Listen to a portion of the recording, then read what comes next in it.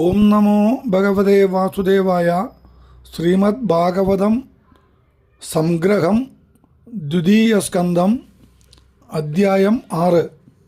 ബ്രഹ്മാവ് പറഞ്ഞു, വിരാട് സ്വരൂപനായ അവിടുത്തെ അവയവങ്ങളിലാണ് സർവവസ്തുക്കളും സർവദേവതകളും സ്ഥിതി ചെയ്യുന്നത്. ബ്രഹ്മാദിദേവന്മാർ മുതൽ സ്ഥാവരപര്യന്തം എല്ലാം അവിടുത്തെ വിഭൂതികളാണ്. ഈ ബ്രഹ്മാണ്ട കോടികളെല്ലാം അവിടുത്തെ പാദസ്ഥാനം മാത്രം. അവിടുത്തെ അപരിച്ഛിന്ന സ്വഭാവം ഈ ബ്രഹ്മാണ്ട കോടികളെ അതിക്രമിച്ച് വർത്തിക്കുന്നു. വേദങ്ങളും ശാസ്ത്രങ്ങളും ആരാധനാ സാധനങ്ങളുമെല്ലാം അവിടുത്തെ സ്വരൂപാന്തരം തന്നെ.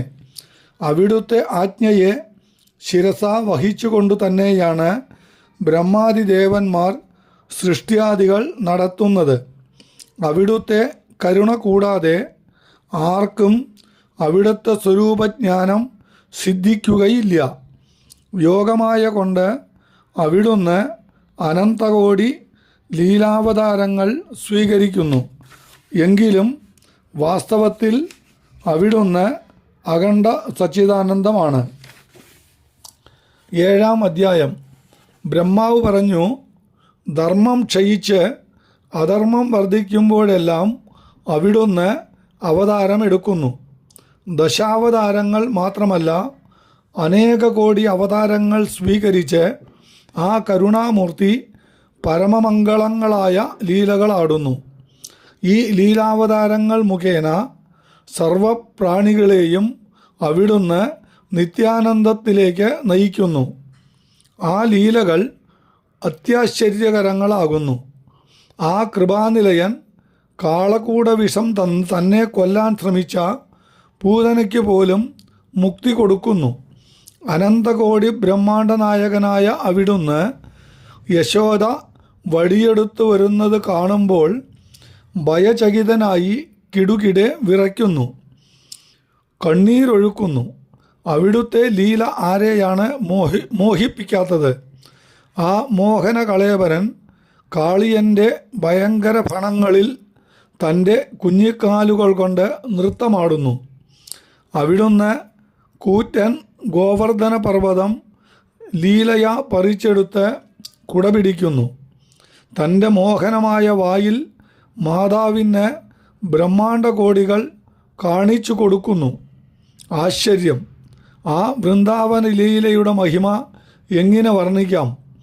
വൃന്ദാവനവാസികളായ സർവപ്രാണികളെയും തൻ്റെ ദിവ്യലീലകളാൽ ബ്രഹ്മാനന്ദത്തിൽ മുക്കുന്നു. ആ ഗോപികളുടെ ഭാഗ്യം തന്നെ മഹാഭാഗ്യം. അവിടുത്തെ മഹിമ വർണ്ണിക്കുവാൻ ആർക്കും സാധ്യമല്ല. ആ ലീലാകളേബരൻ്റെ തൃപ്പാദപത്മങ്ങളിൽ ആത്മസമർപ്പണം ചെയ്യുക. അവിടുത്തെ ലീലകൾ ശ്രവിക്കുകയും തിരുനാമങ്ങളും ലീലകളും പാടുകയും ആ കമനീയ രൂപം നിരന്തരം ചിന്തിക്കുകയും ചെയ്യുക. ഇതാണ് ഭാഗവത രഹസ്യം. ഈ രഹസ്യം ഭഗവാൻ തന്നെ എനിക്ക് ഉപദേശിച്ചു. 8-ാം അധ്യായം. വിഷ്ണുരാധൻ ചോദിക്കുന്നു, പരമാർത്ഥത്തിൽ ദേഹസംബന്ധമില്ലാത്ത ജീവന് എങ്ങനെ ദേഹബന്ധം വരുന്നു? ലോകപത്മം യാതൊരു ഭഗവാന്റെ നാഭിയിൽ നിന്ന് ജനിച്ചുവോ ആ ഈശ്വരനും ജീവനെപ്പോലെ അവയവയുക്തനെങ്കിൽ അവിടേക്ക് ജീവങ്കൽ നിന്ന് എന്താണ് വിശേഷം? സർവകാരണനായ ഭഗവാൻ മായയെപ്പോലും ദൂരീകരിച്ച് സ്വസ്വരൂപേണ എവിടെ ശയിക്കുന്നു? ഇപ്രകാരം പലതിനെപ്പറ്റിയും ചോദ്യങ്ങൾ ചെയ്തു. ഈ ചോദ്യങ്ങളെല്ലാം ചെയ്യുവാനുള്ള കാരണം ആ കരുണാർണവൻ്റെ മോഹനലീലകളുടെ ശ്രവണത്തിലുള്ള ഔത്സുക്യാതിശയമാണ്. അദ്ദേഹം പറഞ്ഞു, അവിടുത്തെ ശ്രീമുഖത്തു നിന്ന് നിരന്തരം പ്രവഹിക്കുന്ന ഭഗവത് ലീലാമൃതം പാനം ചെയ്യുന്നത് കൊണ്ടാണ് എൻ്റെ പ്രാണൻ നിലനിൽക്കുന്നത്. ഒരു നിമിഷം പോലും അതിന് വിഘ്നം വരാതിരിക്കത്തക്കവണ്ണം നിരന്തരം ആ ലീലാമൃതം പ്രദാനം ചെയ്ത് അനുഗ്രഹിക്കുവാൻ കരുണയുണ്ടാവണമേ. 9-ാം അധ്യായം.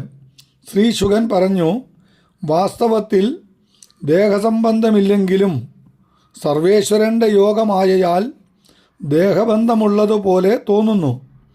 ഭഗവത് കൃപയാൽ ആത്മതത്വം പ്രകാശിക്കുമ്പോൾ അത് നിവർത്തിക്കുകയും ചെയ്യുന്നു. പ്രതിബിംബഭൂതനായ ജീവനിൽ ഉപാധിധർമ്മങ്ങൾ തോന്നാം. ബിംബഭൂതനായ പരമാത്മാവിൽ അതിന് അവകാശമില്ല.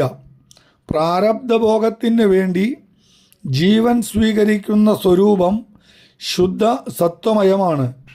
ആ കരുണാർണവൻ്റെ കൃപ കൂടാതെ ആർക്കും തത്വം ഗ്രഹിക്കുവാൻ കഴിയുകയില്ല.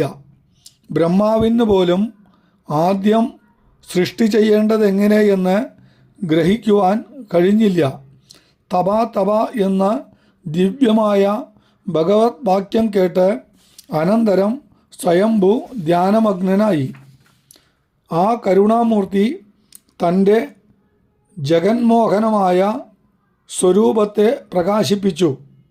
പത്മജൻ അപാര കരുണയോടുകൂടി തന്നെ നോക്കി മന്ദഹാസം പൊഴിക്കുന്ന ആ മോഹനമൂർത്തിയെ കണ്ട് ആനന്ദാതിശയത്താൽ രോമാഞ്ചകഞ്ചുകിതനായി വന്ദിച്ചു. ഭഗവാൻ തൃക്കൈ കൊണ്ട് ബ്രഹ്മാവിൻ്റെ കൈ പിടിച്ച് സകരുണം അരുളി ചെയ്തു. തപസ്സിന് അങ്ങയെ പ്രേരിപ്പിച്ചത് ഞാൻ തന്നെയാണ്. തപസ് എൻ്റെ ഹൃദയം തന്നെയാണ്. അങ്ങയുടെ തപസ്സുകൊണ്ട് ഞാൻ ഏറ്റവും പ്രസന്നനായി. വരം ചോദിച്ചു കൊള്ളുക. ബ്രഹ്മാവ് വിനീതനായി പറഞ്ഞു, അവിടുത്തെ കൽപ്പനയെ ശിരസാ വഹിച്ച് ഞാൻ സൃഷ്ടികർമ്മത്തിൽ പ്രവർത്തിച്ചു കൊള്ളാം. പക്ഷേ അത് ഒരിക്കലും എന്നെ ബന്ധിക്കാതിരിക്കട്ടെ. ഉടൻ ആ സർവശക്തൻ തൻ്റെ സ്വരൂപത്തിൽ ബ്രഹ്മാവിന് ഉപദേശിച്ചു. സൃഷ്ടിക്ക് മുമ്പ് ഞാൻ അദ്വിതീയനായി പ്രകാശിച്ചു. സൃഷ്ടിക്ക് ശേഷവും ഞാൻ തന്നെ പല ഭാവത്തിൽ പ്രകാശിക്കുന്നു. പ്രളയം വരുമ്പോഴും ഞാൻ മാത്രമേ അവശേഷിക്കുന്നുള്ളൂ. ഇല്ലാത്തതിനെ ഉണ്ടെന്ന് തോന്നിക്കുന്നതും ഉള്ളതിനെ ഇല്ലെന്ന് തോന്നിക്കുന്നതും ഏതോ അതാണ് എൻ്റെ യോഗമായ. ഭൗതിക വസ്തുക്കളിൽ ഭൂതങ്ങളെന്ന പോലെ സർവത്തിലും ഞാൻ പ്രവിഷ്ടനാണെന്ന് പറയാം. എന്നാൽ മുമ്പ് തന്നെ കാരണമായി വർത്തിക്കുന്നതുകൊണ്ട് പിന്നെ പ്രവിഷ്ടനല്ലെന്നും പറയാം. ജാഗ്രതാദ്യവസ്ഥകളിൽ സർവസാക്ഷിയായി സർവത്ര അനുവർത്തിച്ചു കൊണ്ടിരിക്കുന്ന അഖണ്ഡ ചൈതന്യമാണ് ആത്മാവ്. ഇതാണ് അറിയേണ്ടത്. ഇതറിഞ്ഞു കഴിഞ്ഞാൽ ഒന്നും പിന്നെ ബന്ധിക്കുകയില്ല. ഇത്രയും അരുളി ചെയ്ത് അവിടുന്ന് അന്തർദാനം ചെയ്തു. ഈ തത്വമാണ് അനന്തരം ബ്രഹ്മാവ് തന്നെ ശരണം പ്രാപിച്ച ശ്രീ നാരദന് ഉപദേശിച്ചത്. ആ ഭാഗവതോത്തമൻ അത് തൻ്റെ പിതാവായ വ്യാസമഹർഷിക്ക് ഉപദേശിച്ചു. 10-ാം അധ്യായം. ശ്രീ ശുകൻ പറഞ്ഞു, ശ്രീമദ് ഭാഗവത പുരാണം ദശലക്ഷണയുക്തമാണ്. സർഗം, വിസർഗം, സ്ഥാനം, പോഷണം, ഊതി, മന്വന്തരം, ഈശാനുഗത, നിരോധം, മുക്തി, ആശ്രയം ഇവയാണ് തൃതീയ സ്കന്ധം മുതൽ ക്രമേണ ഓരോ സ്കന്ധത്തിൽ പ്രതിപാദിക്കുന്ന ദശലക്ഷണങ്ങൾ. തൃതീയത്തിൽ പ്രപഞ്ചകാരണങ്ങളുടെ സൃഷ്ടിക്കാണ് പ്രാധാന്യം. ചരാചര സൃഷ്ടിയാണ് ചതുർത്ഥത്തിൽ പ്രതിപാദിക്കുന്നത്. തത്തൽഭാവത്തിലിരിക്കുന്ന സൃഷ്ടങ്ങളായ മര്യാദകളുടെ പാലനസ്വരൂപമായ സ്ഥാനമാണ് പഞ്ചമത്തിലെ വിഷയം. തന്നെ ആശ്രയിക്കുന്നവർ പതിതന്മാരാണെങ്കിലും ഭഗവാൻ അവരെയും ഉദ്ധരിക്കുമെന്ന് കാണിക്കുന്ന പോഷണമാണ് ഷഷ്ഠത്തിൽ വർണ്ണിക്കപ്പെടുന്നത്. കർമ്മവാസനാ വൈചിത്ര്യമാണ് സപ്തമ വിഷയം. മന്വന്തരാധിപതികളുടെ സദ്ധർമ്മമാണ് അഷ്ടമത്തിൽ വ്യക്തമാക്കുന്നത്. ഭഗവാന്റെയും ഭഗവത് ഭക്തന്മാരുടെയും ചരിത്രത്തിനാണ് നവമത്തിൽ പ്രധാന സ്ഥാനം. രണ്ടു വിധത്തിലുള്ള പ്രളയം ദശമത്തിൽ വർണ്ണിക്കപ്പെടുന്നു. അതിൽ ബാഹ്യപ്രളയം അസുര സംഹാരമാണ്. ആന്തരപ്രളയം വാസനാ സംഹാരവും.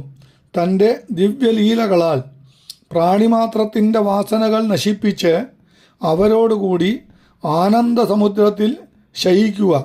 ഇതാണ് ദശമലക്ഷ്യം. കൽപ്പിതഭാവത്തെ വിട്ട് സ്വസ്വരൂപേണയുള്ള സ്ഥിതിയാണ് മുക്തി. അതാണ് ഏകാദശത്തിലെ വിഷയം. സൃഷ്ടിസംഹാരങ്ങൾ ഏതിൽ നിന്ന് പ്രകാശിക്കുന്നുവോ ആ സർവാശ്രമയമായ പരമാത്മാവാണ് ദ്വാദശത്തിലെ വിഷയമായ ആശ്രയം. സമഷ്ടിസ്വരൂപനായ അവിടുത്തെ സങ്കല്പത്താൽ അധ്യാത്മാദിഭൂതാദി ദൈവാദി വിഭാഗങ്ങളെല്ലാം ഉണ്ടായി. കോടാനുകോടി ബ്രഹ്മാണ്ടങ്ങളുടെ സൃഷ്ടിസ്ഥിതി സംഹാരങ്ങളെല്ലാം അവിടുന്ന് തന്നെ നടത്തുന്നു.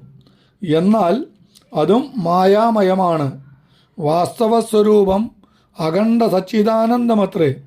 അനന്തരം വിദുരമൈത്രേയ സംവാദത്തെപ്പറ്റിയുള്ള ജിജ്ഞാസയാൽ ശൗനകാദികളാൽ ചോദിക്കപ്പെട്ടവനായ സൂതൻ ഇതേ ചോദ്യത്തിന് ശ്രീശുകൻ പറഞ്ഞ സമാധാനം തന്നെ പറയുവാൻ തുടങ്ങി. ദ്വിതീയ സ്കന്ധം സമാപ്തം.